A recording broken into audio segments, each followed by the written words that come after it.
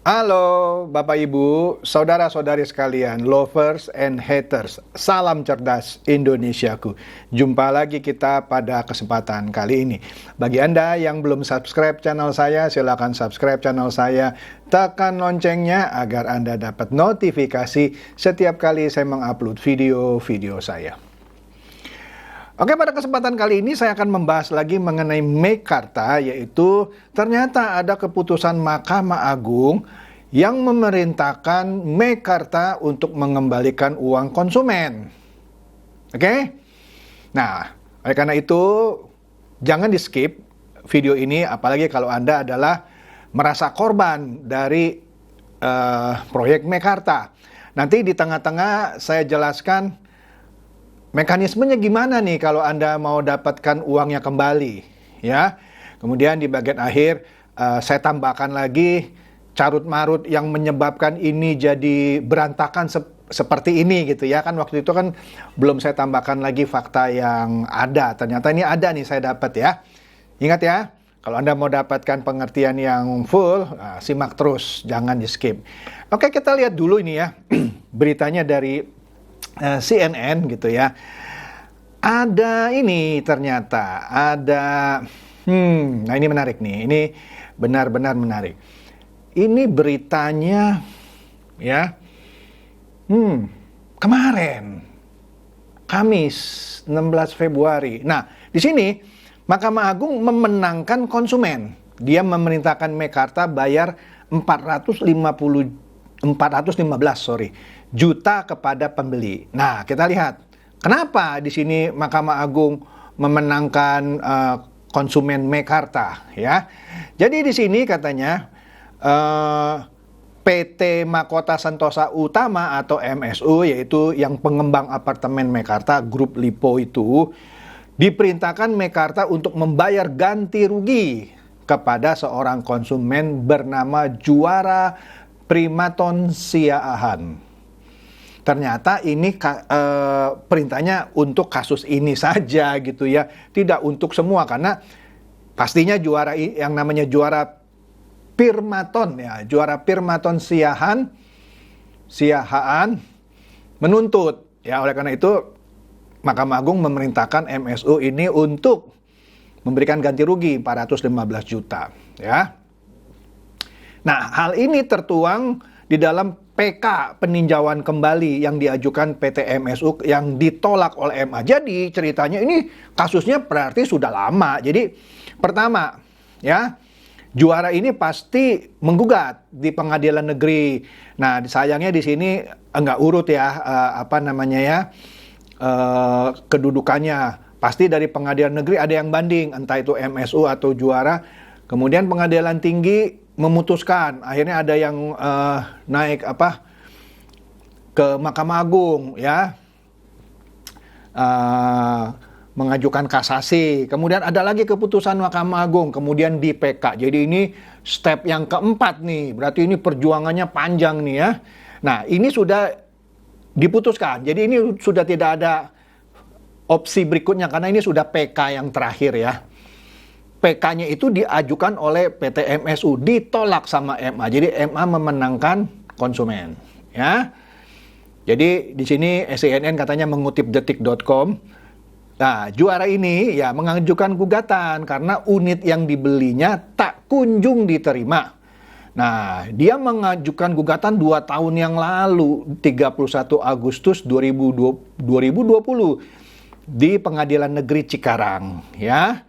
Dia sebagai penggugat ya, menggugat PT MSU ya. Intinya dia sudah memesan 2 unit pada 3 September 2017. 5 tahun yang lalu.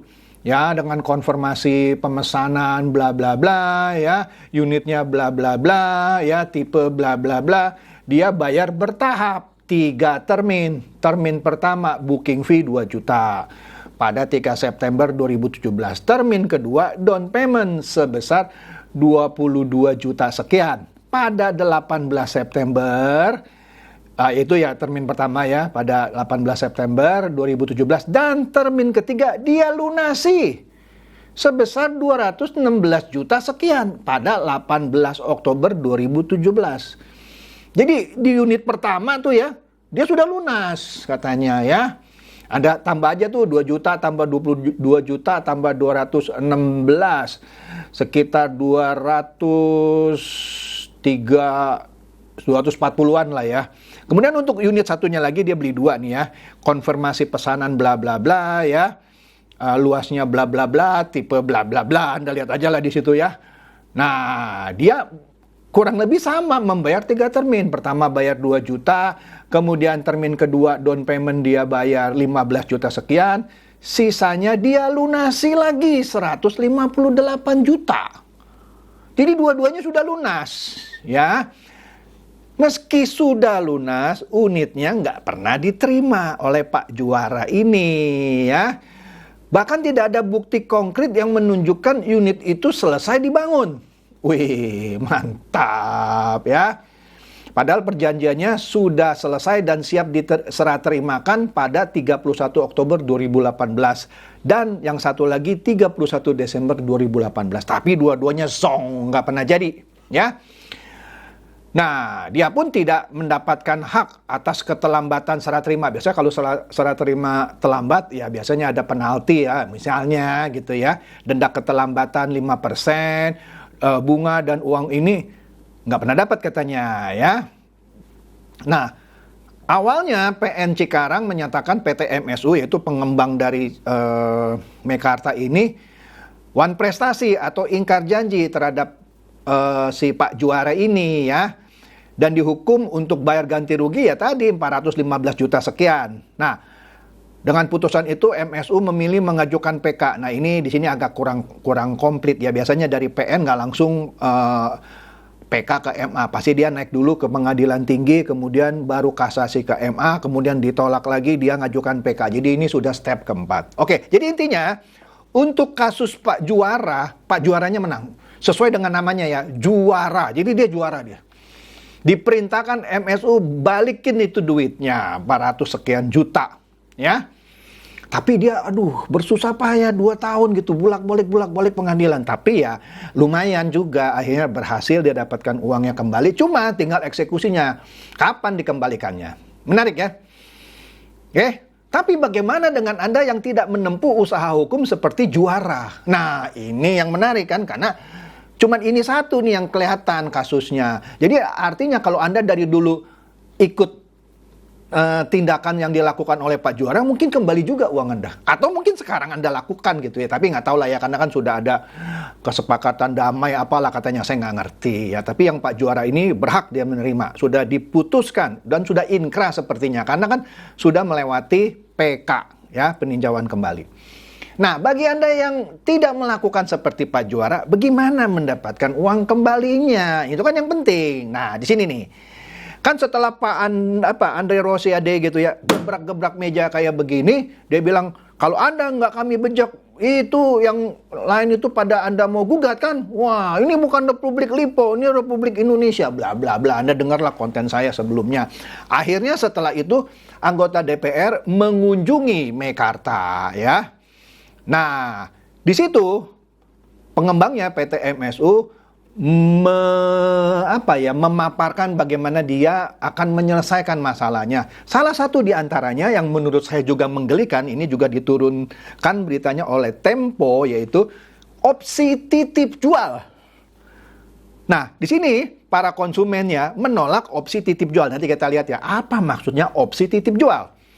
Ya, intinya Anda lihat judulnya, menolak opsi titip jual, konsumen Mekarta di Distrik 3. Ya, dia menolak. Kenapa? Unitnya nggak ada. Apa yang mau dijual? Jadi opsi titip jual, kalau yang benar nih ya, barangnya sudah ada. Ya udah, gue titip, lu jualin ya. Nah, nanti udah jual, berhasil, uangnya mana buat saya, kan begitu. Karena dianggap pengembangnya yang bisa menjual. Tapi ini unitnya nggak ada. Apa yang mau titip jual? Ya, betul juga ini kalau saya baca beritanya ya. Nah, di sini dikatakan ya, pengembangnya itu MSU menawarkan opsi titip jual melalui secondary market untuk konsumen yang meminta pengembalian dana. Nah, konsumennya bilang opsi titip jual nggak masuk akal dong. Sekarang misalnya deh ya, ini kan unitnya nggak ada, ya betul nggak masuk akal. Kalau unitnya ada pun, siapa yang mau beli? Ya saya nggak boleh ngomong gitu sih ya. Siapa tahu ada yang mau beli, mau tinggal.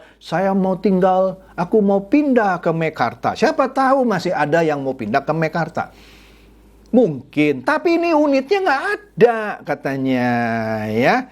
Nah, jadi oleh karena itu satu orang nih namanya Maya Alaidrus, warga Ciawi, Bogor, Jawa Barat, mengaku belum menerima pemberitahuan resmi mengenai opsi titip jual. Ya, karena unitnya itu aja nggak ada katanya ya. Jadi opsi ini menurut dia mengada-ngada. Iya benar, bukan mengada-ngada juga menurut saya, menggelikan. Oke?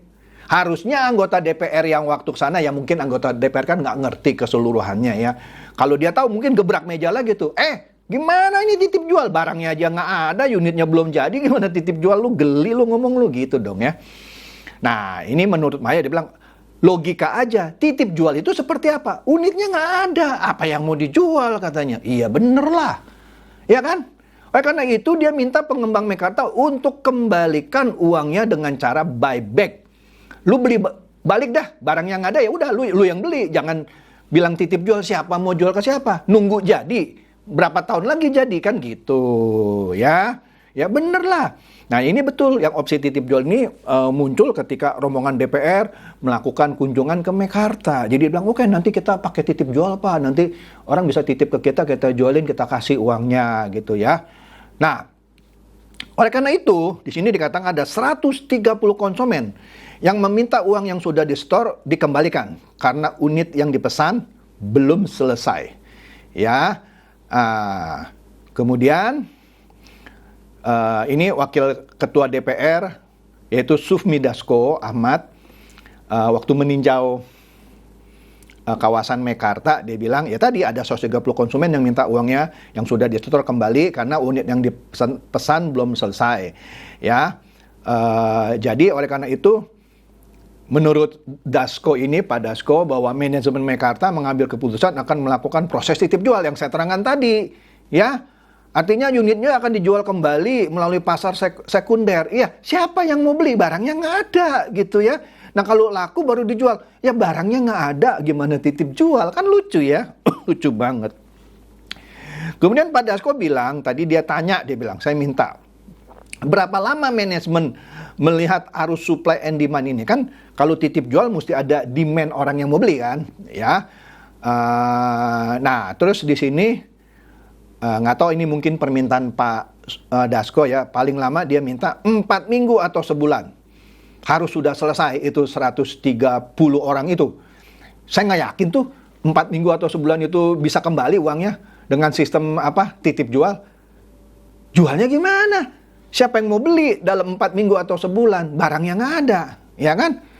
Nah, jadi dia DPR katanya akan memantau proses pembangunan dan serah terima unit-unit yang sudah selesai, ya, serta melakukan pendampingan kepada konsumen yang membeli agar haknya bisa terpenuhi. Betul, Pak. Jadi yang ngaku, yang katanya dijanjikan titip jual kan dikasih waktu nih 4 minggu. Bener nggak dia duitnya balik 4 minggu? Terhadap 130 orang itu. Dan yang katanya yang sedang dibangun tinggal finishing mungkin ya. Oke, cepetan selesai ya kan. Jadi akan dipantau ya, kita lihat aja nanti ya. Nah, ya inilah Presiden Direktur PT Lipo Karawaci mengatakan pengembalian uang konsumen bukannya refund. Nah, padahal kan uang sudah diterima, tapi jual beli tadi titip jual. Iya, lucu lah. Pakai secondary market barang yang nggak ada gimana titip jual? Itu kan menurut pengakuan para pembeli. Barangnya nggak ada, Pak. Gimana titip jual? Dia bilang ya. Dia bilang di tahun 2023, ya berarti tahun ini, akan ada 2.200 unit yang ditargetkan selesai. Yang dibangun ada 7 blok di 14 tower. Yang sudah dihuni kurang lebih 7 tower katanya. Nah, kita lihat aja nanti. Oke, nah ini menarik nih bagian terakhir nih. Kenapa sih ini semua terjadi? Nah, menurut Kompas, ini Mekarta ini sekarang dalam kubangan kontroversi. Nah, ini menarik nih. Kalau Kompas yang udah ngomong, udahlah. Kita nggak usah ragukan ya. Jadi, yang pernah saya terangkan di awal gitu ya. Ya ini pernah ada kasus suap gitu ya. Suap perizinan yang dilakukan oleh sejumlah orang dari Lipo Group kepada pemerintah Kabupaten Bekasi. Ya udah saya terangkan kan ya. Yang kemarin saya terangkan yang tertangkap dari pemerintah Kabupaten Bekasi, Ibu Neneng gitu ya. Neneng Hasanah Yasin. Nah ternyata di sini baru saya dapat nih beritanya. Baru ingat juga saya. Yang ditangkap dari grup Lipo yaitu Direktur Operasionalnya Billy Sindoro. Itu ditangkap dan ditetapkan sebagai tersangka Senin 15 Oktober 2018, 4 tahun yang lalu. Ya, selain Billy ada lagi 3 orang lah yang merupakan pegawai dan konsultan Lipo Group. Ya, nah ini menarik nih, Bupati Bekasi dijanjikan uang 13 miliar oleh Lipo Group, tapi belum seluruhnya uang itu diserahkan, baru senilai 7 miliar. Waduh, mantap ya. 20 dari buntut kasus tersebut, 29 izin mendirikan bangunan atau IMB dari total 53 IMB belum selesai dan belum sempat ditandatangani. Waduh, udah mantap ini ya. Ternyata bukan hanya kasus suap ya, juga mengenai jumlah unit yang sudah dipesan dan dibeli. Di tahun 2017 katanya Chief Marketing Officer Lipo Homes ini ya, Jopi Rusli dan CEO Lipo Group James Riyadi pernah satu suara mengklaim bahwa jumlah unit Mekarta yang terjual mencapai 100.000 lebih, 100.000 unit bahkan lebih. Kemudian kata Yopi waktu itu, saya lihat tercatat sudah 99.300 unit, hampir 100.000 unit ya di tahun 2017. Wih, nah sampai sekarang sudah terjual waktu itu kan sekitar hampir 100.000. Nah sekarang nih waktu itu maksudnya sudah terjual lebih lagi 130.000 unit. Dengan 32.000 unit diantaranya sudah KPA, kredit pemilikan apartemen. Catat ya, sudah terjual 130.000 unit dan sudah 32.000 unit yang diantaranya pakai KPA, kredit. Berarti ada melibatkan bank, yang saya tahu kebanyakan dari Bank Nobu milik Lipo Group. Ya mungkin ada juga bank lain ya. Tetapi pada tahun 2023 baru-baru ini terbukti bahwa klaim itu hanya bualan semata, cuman digembar-gemborkan. Wah ini menarik kan ya. Nah itu terungkap oleh, yang mengungkapkan itu siapa? Presiden direkturnya PT Lipo Cikarang sendiri. Dia bilang yang benar itu cuma 18.000 unit. Padahal kan kita lihat tuh ya di tahun 2017 32.000 unitnya sudah pakai KPA. Wih. Tapi ternyata cuma 18.000 unit. Mantap deh ya. Nah, intinya mereka bilang dia dikibuli oleh Anda lihatlah video saya ya, bahwa itu digelembungkan oleh konsorsiumnya bla bla bla ya. Mantap deh. Oke? Jadi itulah kira-kira komplitnya, walaupun masih ada lagi masalah-masalah lain, tapi menurut saya ini aja yang penting dah ya. Nanti kelamaan gitu ya. Jadi ini saja. Jadi bagi Anda yang masih mengharapkan uang Anda kembali, Anda tempel terus itu bapak-bapak yang ada di DPR gitu ya, supaya gebrak meja lagi sekali lagi supaya cepat kembali uangnya. Oke? Semoga ini mencerdaskan dan mencerahkan Anda semua. Silakan share video saya ini kepada teman-teman, sahabat atau kerabat supaya mereka tambah cerdas dan tercerahkan. Seperti biasa, terima kasih.